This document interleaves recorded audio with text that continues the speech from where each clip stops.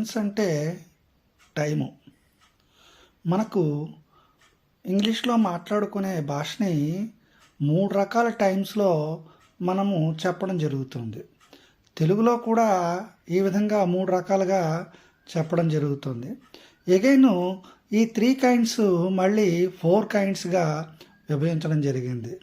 మొత్తంగా 12 kinds of టెన్సెస్ని మనకు ఇంగ్లీష్లో చెప్పుకోవడం జరుగుతుంది. ఈ 12 కైండ్స్ ఆఫ్ టెన్సెస్ని ఈరోజు మనము ఈ వీడియోలో చూద్దాము. First one is present tense. ఈ ప్రెజెంట్ టెన్స్ మళ్ళీ 4 కైండ్స్గా విభజించడం జరిగింది. First one simple present tense, second one present continuous tense, third one present perfect tense and fourth one present perfect continuous tense.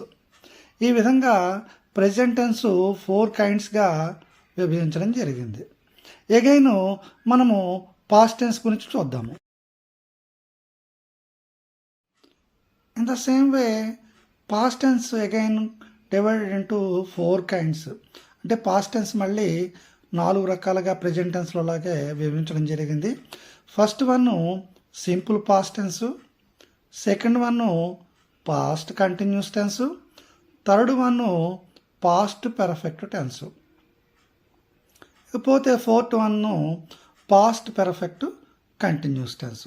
So present tense 4 కైండ్స్గా విభజించడం జరిగింది. Again past tense కూడా 4 కైండ్స్గా విభజించడం జరిగింది. ఇప్పటికి టోటల్ 8 కైండ్స్గా విభజించడం జరిగింది. Future tense again divided into 4 kinds. First one is simple future, second one is future continuous tense, third one is future perfect and fourth one is future perfect continuous tense. ఈ విధంగా మొత్తం మనము 12 kinds of టెన్సెస్ని ఇందులో చెప్పుకోవడం జరిగింది. Next ఈ 12 kinds of టెన్సెస్ని విభజించుకున్న తర్వాత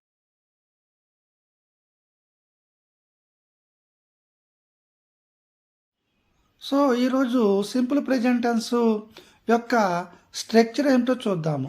ప్రతి టెన్స్కి ఒక స్ట్రక్చర్ ఉంటుంది. So simple present tense structure ఏంటంటే సబ్జెక్టు, వెర్బ్ 1, ఆబ్జెక్టు.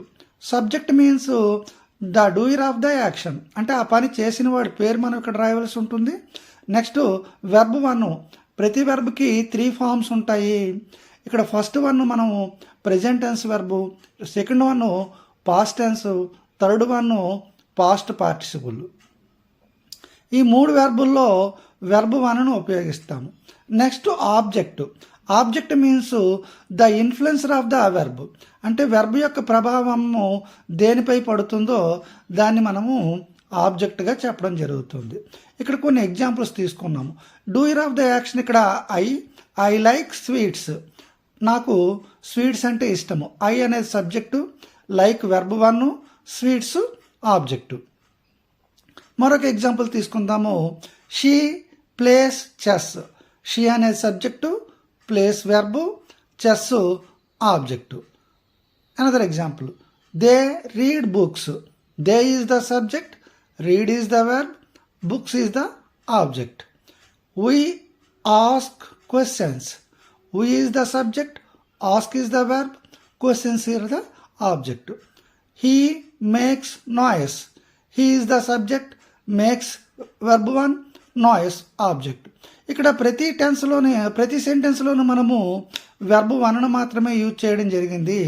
ఇక్కడ గుర్తుంచుకోవాల్సిన నోట్ ఒకటి ఉంది. మనం ఈ నోట్ ఏంటంటే all singular subject except I takes S, ES or IES. ఒక ఐ తప్ప మిగతా సింగులర్ సబ్జెక్ట్స్ అన్నిటికీ కూడా వెర్బుకి ఎస్ చేరుతుంది, లేదా ఈఎస్ చేరుతుంది, లేదా ఐఈఎస్ చేరుతుంది. ఎస్ అనేది అన్ని వెర్బుల్లోనూ ఉంటుంది. ఈఎస్ ఓతో ఎండ్ అయ్యే వెర్బ్స్కి సాధారణంగా గో, డూ ఇటువంటి వెర్బ్స్లో ఈఎస్ చేరుతుంది. ఐఈఎస్ అనేది వైతో ఎండ్ అయ్యే వెర్బ్స్ ఏవైతే ఉన్నాయో ఫ్లై, క్రై ఇలాంటి వాటికి మనకు ఐఈఎస్ చేర్చడం జరుగుతుంది.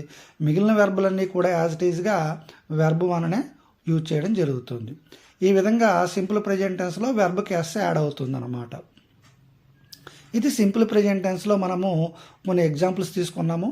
నెక్స్ట్ ఈ ఎగ్జాంపుల్స్లో వెర్బ్కి ఎస్ లేదా ఈఎస్ లేదా ఐఈఎస్ అనేవి యాడ్ అవుతుంది. ఇక్కడ మనకి షీ అనే వెర్బ్కి సింగులర్ సబ్జెక్ట్ కాబట్టి షీ ప్లేస్ అని చెప్పడం జరిగింది. దే అనేది ప్లూరల్ కాబట్టి ఇక్కడ యాస్ చేర్చలేదు. ఊయకి యాస్ చేర్చలేదు. హీ అనేది సింగులర్ సబ్జెక్ట్ కాబట్టి మేక్స్ అని చెప్పడం జరిగింది. ఇది వెర్బ్ యొక్క ఎస్ అంటే సింగులర్ సబ్జెక్ట్స్ అన్నీ కూడా ప్లూరల్ వెర్బ్ని తీసుకుంటాయి, సింగులర్ వెర్బ్ని తీసుకుంటాయి. సింగులర్ సబ్జెక్ట్స్ అన్నీ కూడా సింగులర్ వెర్బ్ అంటే ఎస్కి వెర్బ్కి ఎస్ యాడ్ అవుతుంది అన్నమాట, లేదా ఈఎస్ యాడ్ అవుతుంది లేదా ఐఏఎస్ యాడ్ అవుతుంది. ఇది తప్పనిసరిగా మనం గుర్తుంచుకోవాల్సిన నోటు. ఇక నెక్స్ట్ మనము ఇక్కడ positive sentences, negative sentences, WS questions, yes or no questions అని 4 kinds ఆఫ్ సెంటెన్సెస్ని ఇందులో మనం తీసుకోవడం జరిగింది. పాజిటివ్ సెంటెన్సెస్ అంటే ఒక వర్బ్ ఒక యాక్షన్ జరిగిందని అర్థాన్ని ఇచ్చేవి అన్నీ కూడా పాజిటివ్ సెంటెన్సెస్. పని జరగలేదు అని చెప్పేవన్నీ కూడా నెగిటివ్ సెంటెన్సెస్. క్వశ్చన్స్ వేసేవి డబ్ల్యూహెచ్ ఫామ్ ఉపయోగించి why, where, what, who, when, which ఇటువంటి పదాలు ఉపయోగించి రాసేవన్నీ కూడా డబ్ల్యూఎస్ క్వశ్చన్స్. వీటినే మనం ఇన్ఫర్మేటివ్ క్వశ్చన్స్ అని కూడా చెప్తాము. అదేవిధంగా ఎస్ఆర్ నో క్వశ్చన్స్ అంటే ఒక క్వశ్చన్కి సమాధానము ఎస్ అని కానీ లేదా నో అని కానీ చెప్తే వీటిని ఎస్ఆర్ నో క్వశ్చన్స్ అంటాము. వీటికే మరో పేరు కన్ఫర్మేటివ్ క్వశ్చన్స్. ఇప్పుడు వీటి గురించి మనము ఎక్స్ప్లెయిన్ చేసుకుందాము. First positive sentences. ఈ పాజిటివ్ సెంటెన్స్ అంటే పని జరిగిందని యాక్షన్ అర్థంలో ఉపయోగించడం జరుగుతుంది. హీ గోస్ టు మార్కెట్, అతను మార్కెట్కి వెళ్ళాడు. ఒకవేళ వెళ్ళలేదని చెప్పాలనుకుంటే he does not go to market అవుతుంది. ఇక్కడ మనము రాసేటప్పుడు సింగులర్ సబ్జెక్ట్స్ అన్నిటికీ కూడా డస్ ఉపయోగించాలి, ప్లూరల్ సబ్జెక్ట్స్కి డూ ఉపయోగించాలి. అదేవిధంగా ఐకి మాత్రము డూనే ఉపయోగించడం జరుగుతుంది. They pass in the exams, they don't pass in the exams. She wins the medal, she does not win the medal. ఇక్కడ డస్ అనే పదాన్ని ఉపయోగించినట్లయితే మళ్ళీ విన్ అనే వెర్బ్కి ఎస్ చేర్చనవసరం లేదు. ఇక్కడ ఇది మనం సింగులర్ సబ్జెక్ట్ కాబట్టి సింగులర్ వెర్బ్ని అంటే డస్ అనే వెర్బ్ని తీసుకున్నాము. కాబట్టి ఇక్కడ మళ్ళీ విన్కి మనము ఎస్ చేర్చవలసిన అవసరము లేదు. She does not win the medal అని చెప్తే సరిపోతుంది. So she wins the medal అనేది positive sentence, she does not win the medal అనేది నెగిటివ్ సెంటెన్స్. ఈ విధంగా మనం ఇక్కడ కొన్ని పాజిటివ్ సెంటెన్సెస్ని అలాగే కొన్ని నెగిటివ్ సెంటెన్సెస్ని చెప్పుకున్నాము. ఇప్పుడు డబ్ల్యూఎస్ క్వశ్చన్స్ అంటే informative questions. Why do you go there? ఇక్కడ వై అనే ఇన్ఫర్మేషను మనము ఎందుకు అనే ఇన్ఫర్మేషన్ చెప్పవలసి ఉంటుంది. Why do you go there question వేసేటప్పుడు మనం తప్పనిసరిగా డూ ఫామ్ వాడాలి. అంటే డూ కానీ డస్ కానీ. ఇంతకుముందులాగే డస్ అనేది సింగులర్ సబ్జెక్ట్స్కి యూజ్ చేయడం జరుగుతుంది, డూ అనేది ప్లూరల్ సబ్జెక్ట్స్కి యూజ్ చేయడం జరుగుతుంది. సాధారణంగా క్వశ్చన్స్ని సెకండ్ పర్సన్కి అంటే యూకి వేయడం జరుగుతుంది కాబట్టి యూ ప్లూరల్గానే మనం ట్రీట్ చేయాలి. కాబట్టి డూ అనే మనం వెర్బ్ను తీసుకున్నాం. ఇది ఒక హెల్పింగ్ వెర్బ్. క్వశ్చన్ ఫ్రేమ్ చేయడం కోసము సింపుల్ ప్రెజెంట్ టెన్స్లో డూ కానీ డస్ కానీ తప్పనిసరిగా ఉపయోగిస్తేనే అది క్వశ్చన్ ఫామ్ అవుతుంది, లేదా అది క్వశ్చన్ ఫామ్ కాదు. వై యూ గో దేర్ అంటే అది wrong question. Why do you go there అనేది correct question. Question mark use చేయాలి. అలాగే వేర్ డస్ షీ గో అని చెప్పాను, వేర్ డస్ షీ లివ్ అని చెప్పాము. వేర్ డస్ షీ లివ్ అంటే షీ అనేది సింగులర్ కాబట్టి ఇక్కడ మనము డస్ అనే హెల్పింగ్ వెర్బ్ని తీసుకున్నాము. How do you write exams? ఏ విధంగా ఎగ్జామ్స్ రాసావు? ఇక్కడ డూ వాడాము.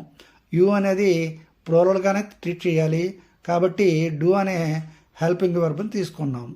తప్పనిసరిగా డూ కానీ డస్ కానీ. డస్ సింగులర్ సబ్జెక్ట్స్కి యూజ్ చేస్తాము, డూ ప్లూరల్ సబ్జెక్ట్స్కి యూజ్ చేస్తాము. ఇవన్నీ కూడా WH forms. Why, where, how, when, which ఇటువంటివన్నీ కూడా డబ్ల్యూహెచ్. ఇవన్నీ ఇన్ఫర్మేషన్ ఇస్తాయి. అంటే ఈ క్వశ్చన్కి సమాధానం మనము ఒక సెంటెన్స్ రూపంలో చెప్పవలసి ఉంటుంది. ఇక్కడికి వచ్చేటప్పటికి ఎస్ ఆర్ నో క్వశ్చన్స్కి ఆ విధంగా కాదు, వీటికి సమాధానం అవునని కానీ లేదా కాదని కానీ ఎస్ ఆర్ నో చెప్తే సరిపోతుంది. ఈ WH ఫార్మ్స్ తీసేస్తే ఫ్రేమ్ అయ్యేవే WS క్వశ్చన్స్. డూతో ప్రారంభం, ఇక్కడ WH తీసేస్తే ఆ క్వశ్చన్స్ అయిపోతాయి. డూ యూ గో దేర్, నువ్వు వెళ్ళావా?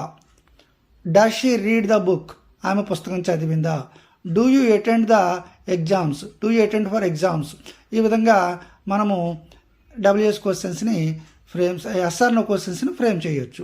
ఎస్ఆర్ నో క్వశ్చన్స్ కంపల్సరీగా డూతో కానీ డస్తో కానీ ప్రారంభం అవుతాయి. ఇది క్వశ్చన్ ఫార్మేషన్. ప్రతి టెన్స్లోని కూడా ఈ 4 టైప్ ఆఫ్ సెంటెన్సెస్ని మనము ప్రిపేర్ అయినట్లయితే ఇంగ్లీష్ మాట్లాడేటప్పుడు లేదా రాసేటప్పుడు మనకు చాలా హెల్ప్ఫుల్గా ఉంటాయి. ఈ 4 టైప్ ఆఫ్ సెంటెన్సెస్ తప్పనిసరిగా మనం నేర్చుకోవాలి. అంటే పాజిటివ్ సెంటెన్సెస్ ఎక్స్ప్లెయిన్ చేయడం రావాలి, ఎక్స్ప్రెస్ చేయగలగాలి. నెగిటివ్ సెంటెన్సెస్ ఎక్స్ప్రెస్ చేయగలగాలి. WS క్వశ్చన్స్ ఎక్స్ప్రెస్ చేయగలగాలి. ఈ విధంగా మనం 4 కైండ్స్ని చెప్పొచ్చు. ఇకపోతే use of simple present tense. మరి సింపుల్ ప్రెజెంట్ టెన్స్ని ఏ సందర్భాల్లో ఎక్కువగా మనం యూజ్ చేయడం జరుగుతుంది? ఇవన్నీ బిగినర్స్ కోసం కాబట్టి నేను తక్కువగా ఉండే యూసేజెస్ను మాత్రమే తీసుకోవడం జరిగింది. అడ్వాన్స్ స్టేజ్లో ఇంకా చెప్పవచ్చు, కానీ ఇది బిగినర్స్ కోసం కాబట్టి ఫస్ట్ మనము గుర్తుంచుకోవాల్సినవి to express routine actions, frequent actions. రోజు చేసే పనులు, మనం ప్రతినిత్యం చేసే పనులు కానీ, తరచుగా చేసే పనులు కానీ, వీక్లీ వన్స్ చేసే పనులు, మంత్లీ వన్స్ చేసే పనులు, ఇలాగా తరచుగా యూజువల్గా మనము రొటీన్గా చేసే పనులన్నింటినీ కూడా సింపుల్ ప్రెజెంట్ టెన్స్లో మాత్రమే ఎక్స్ప్లెయిన్ చేయాలి. I go to temple everyday, నేను టెంపుల్కి రోజు వెళ్తాను. ఇక్కడ వెర్బ్ 1ని తీసుకోవడం జరిగింది. అలాగే she place in the evenings, ఈమె రోజు చేస్తుంది. అలాగే he comes to my house frequently, he comes to my house frequently, తరచుగా మా ఇంటికి వస్తాడు. They go to movie on Sundays, వాళ్ళు సండేస్ మూవీకి వెళ్తూ ఉంటారు. వీ మీట్ హిమ్ అకేషనల్లీ, మేము అతన్ని అకేషనల్లీ అప్పుడప్పుడు, అకేషనల్ అంటే తరచుగా కాకుండా అప్పుడప్పుడు కలుస్తూ ఉంటాము అని చెప్పడం ఈ సెంటెన్సెస్లో మనం సాధారణంగా ఎవ్రీడే, ఈవినింగ్స్, ఫ్రీక్వెంట్లీ, ఇలాంటి అకేషనల్లీ ఇలాంటి పదాలను ఎక్కువగా యూజ్ చేసేటప్పుడు సింపుల్ ప్రెజెంట్ టెన్స్ మాత్రమే యూజ్ చేయవలసి ఉంటుంది. ఎందుకంటే ఈ ప్రెజెంట్ టెన్స్ని మాత్రమే ఎక్స్ప్రెస్ చేస్తాయి ఈ వర్డ్స్ అన్నీ కూడా. ఇవి సింపుల్ ప్రెజెంట్ టెన్స్ యూసేజ్లో number 1. First to express the routine actions, రొటీన్గా చేసే పనులన్నింటినీ కూడా మనం సింపుల్ ప్రెజెంట్ టెన్స్లో మాత్రమే చెప్పవలసి ఉంటుంది. సెకండ్ యూసేజ్కి వస్తే to express universal truths. Universal truths express చేయడానికి కూడా దీన్ని ఉపయోగించడం జరుగుతుంది. ఏ విధంగా అంటే మనము ప్రపంచవ్యాప్తంగా ఒకే రకంగా జరిగే పనులు, కాలంతో సంబంధం లేకుండా ఒకే రకంగా జరిగే పనుల్ని మనం యూనివర్సల్ ట్రూత్స్ అంటాము. The sun rises in the east, a day consists of 24 hours, water boils at 100 degrees Centigrade. ఇవన్నీ కూడా యూనివర్సల్ ట్రూత్స్గా మనం చెప్పవచ్చు. నెక్స్ట్ థర్డ్ యూసేజ్కి వస్తే to express likes, dislikes, love, hate etcetera, ఇవన్నీ కూడా మనం సింపుల్ ప్రెజెంట్ టెన్స్లోనే చెప్పవలసి ఉంటుంది. He likes music, they love reading books, she hates lizards, ఇవన్నీ కూడా ఎమోషన్స్కి సంబంధించినవి, ఫీలింగ్స్కి సంబంధించినవి. ఇవన్నీ కూడా మనం సింపుల్ ప్రెజెంట్ టెన్స్లోనే ఎక్స్ప్రెస్ చేయవలసి ఉంటుంది. Next fourth one to express about qualities, characters, kinds etcetera. మనుషుల తాలూకు గుణాలు, లక్షణాలు, వస్తువుల తాలూకు గుణాలు, లక్షణాలు, ఇవన్నీ కూడా సింపుల్ ప్రెజెంట్ టెన్స్లోనే ఎక్స్ప్రెస్ చేయవలసి ఉంటుంది. Lata behaves rudely, Gopi is a naughty boy. ఇలాగ మనం కొన్ని ఎగ్జాంపుల్స్ తీసుకోవడం జరిగింది. Next to express habitual actions, అలవాటుగా చేసే పనులు. He drinks tea before breakfast, breakfast ముందు అతను టీ తాగుతాడు. He goes to bed at 10 PM, అలవాటుగా అతను 10 గంటలకు పడుకుంటాడు. She sings in the morning, రోజు ఉదయం పాటలు పాడుతూ ఉంటుంది. సో ఇవన్నీ కూడా హ్యాబిచువల్ యాక్షన్స్ కాబట్టి వీటిని మనం సింపుల్ ప్రెజెంట్ టెన్స్లో చెప్పడం జరిగిందనమాట. ఇవి కొన్ని రకాల యూసేజెస్. ఇవి మనం బిగినర్స్ కోసం మాత్రమే చెప్పడం జరిగింది. ఇంకా చాలా ఉన్నాయి, అయినా మనం కొన్నిటిని మాత్రమే చెప్పడం జరిగింది. సో ఇక్కడ మనం ఫ్రీక్వెంట్గా యూజ్ చేసే వర్డ్స్ ఏంటనేది చూసినట్లయితే daily, everyday, often, never, seldom, usually, regularly, frequently, naturally, occasionally, ఇవి మనం రెగ్యులర్గా ఈ సింపుల్ ప్రెజెంట్ టెన్స్లో యూజ్ చేయడం జరుగుతుంది. తరచుగా యూజ్ చేసే వర్డ్స్. ఈ తరచుగా యూజ్ చేసే వర్డ్స్ మనకు చాలా హెల్ప్ఫుల్గా ఉంటాయి. ఎందుకంటే కొన్ని మోడల్ క్వశ్చన్స్ను మనము ఆన్సర్ చేయాలనుకున్నట్లయితే ఈ వర్డ్స్ ఉంటేనే మనము కొన్ని సెంటెన్సెస్ రాయగలుగుతాము.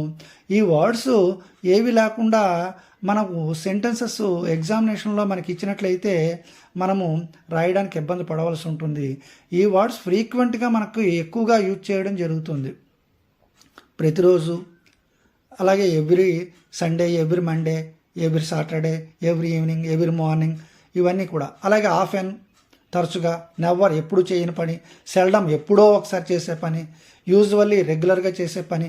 ఈ పనులన్నింటినీ కూడా మనం సింపుల్ ప్రెజెంట్ టెన్స్లోనే ఎక్స్ప్లెయిన్ చేస్తాం. కాబట్టి ఈ వర్డ్స్ మనకి ఎక్కువగా సింపుల్ ప్రెజెంట్ టెన్స్ని ఎక్స్ప్లెయిన్ చేయడం కోసము, అలాగే వెర్బ్ మోడల్ వెర్బ్స్ని రాయడం కోసం, ఏదైనా వెర్బ్స్ను రాయాలనుకున్నట్లయితే ఈ వర్డ్స్ మనకు అవసరం.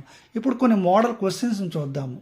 ఇక్కడ Lata dash to bed daily at 11 PM అని చెప్పాము. సో ఇక్కడ సింపుల్ ప్రెజెంట్ టెన్స్, ఎందుకంటే డైలీ చేసే పని కాబట్టి ఇక్కడ లత అనేది సింగులర్ సబ్జెక్టు కాబట్టి గోజ్ అనే వెర్బ్ని తీసుకోవాల్సి ఉంటుంది. అలాగే రాజు డాష్ లైక్ హిందీ మ్యూజిక్, ఇక్కడ తీసుకున్నట్లయితే రాజు లైక్స్ అవుతుంది. ఎందుకంటే సింపుల్ ప్రెజెంట్ టెన్స్ మనకి ఇష్టాలని అయిష్టాలని కూడా లైక్స్ డిస్లైక్స్ అనే సింపుల్ ప్రెజెంట్లో చెప్పాలి. This book dash of 100 pages, this book అంటే ఈ పర్టికులర్ బుక్ని చూపెడుతున్నాం కాబట్టి సో దట్ ఈజ్ కన్సిస్ట్స్ అని ఇక్కడ రాయవలసి ఉంటుంది. ద కౌ డాష్ గ్రాస్ అని చెప్పాము. ఇక్కడ ఈట్ అనే వెర్బ్ని తీసుకున్నట్లయితే ద కౌ ఈట్స్ గ్రాస్. ఇది ఒక మనకి సాధారణంగా చూసే సెంటెన్స్ కాబట్టి ఇది యూనివర్సల్ ట్రూత్ అని చెప్పలేం. కానీ సో ఇక ఇది రెగ్యులర్గా కౌ చేసే పని. Next they never dash to play ground, వాళ్ళు ఎప్పుడు రారు. ఈ నెవర్ అనే పదం ద్వారా కమ్స్ వస్తుంది. They never come to play ground అని రాయవలసి ఉంటుంది. The birds dash in the sky, naturally birds అన్నీ కూడా స్కైలో ఎగురుతూ ఉంటాయి కాబట్టి so the birds fly in the sky, ఇది ప్లూరల్ సబ్జెక్టు కాబట్టి ఫ్లై అని రాస్తే సరిపోతుంది. అదే ద బర్డ్ అని ఉంటే ఫ్లైస్ అని రాసేవాళ్ళం. The bird flies in the sky అవుతుంది అప్పుడు. సో ఇవి మనకి సింపుల్ ప్రెజెంట్ టెన్స్కి సంబంధించి మనకి positive, negative, WS questions, interrogative questions, అదేవిధంగా యూసేజ్, నెక్స్ట్ కొన్ని మోడల్ క్వశ్చన్స్ కూడా ఇందులో చెప్పడం జరిగింది. మీకు ఈ వీడియో నచ్చినట్లయితే లైక్ చేయండి, షేర్ చేయండి, మీ అభిప్రాయాన్ని కామెంట్ సెక్షన్లో తెలియచేయండి.